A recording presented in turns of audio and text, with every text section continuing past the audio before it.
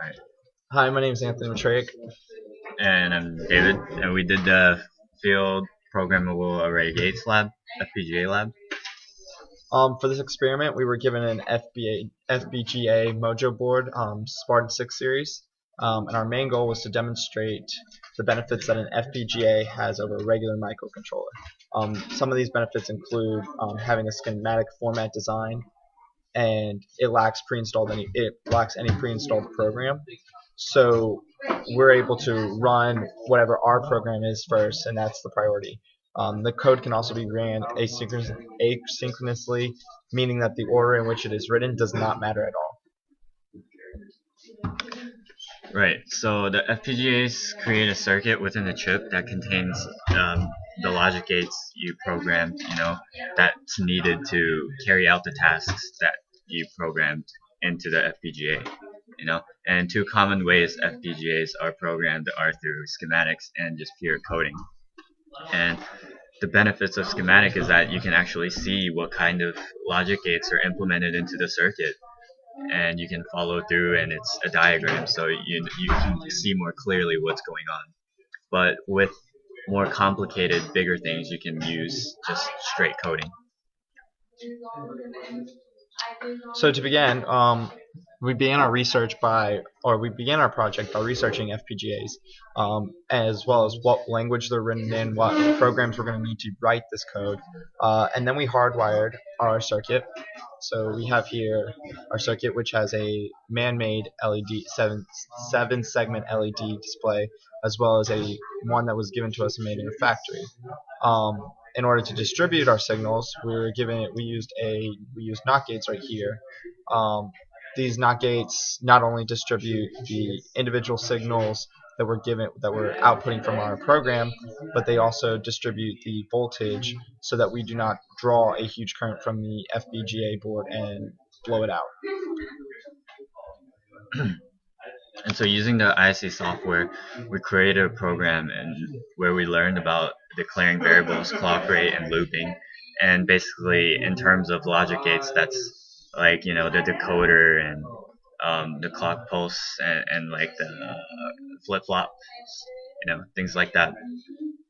And so using these theories, we were able to decrease the clock rate, the internal clock rate of the FPGA board that's set as, its basic clock rate which is 50 megahertz, and we reduced that down to 0.33 seconds, which is the new rate at which our LEDs blink now.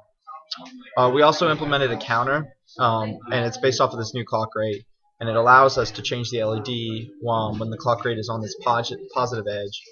So it's a flat rectangular wave, and when it's going onto the positive edge, the LED changes, and when it's on the negative edge, it stays the same until the next positive edge. And so using a decoder, we assigned the correct values to the LED output pins, the letters that we wanted, which is ELCT201. And with the help of a flip-flop signal, we created a reset button.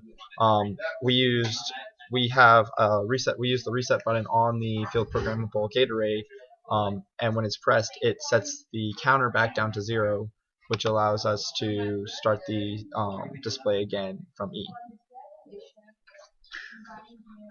So the circuit basically turned out exactly how we programmed it. The LED blinked ELCT201 with 0.33 seconds of delay in between. And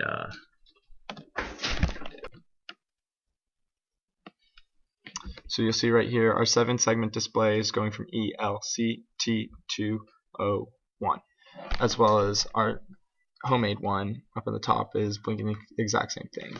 The green LED is signifying, this green LED up here is signifying when the positive edge of the signal is on.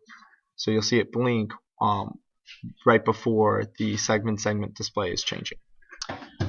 In conclusion, we did not take full advantage of the benefits of what the FPGA board has to offer us.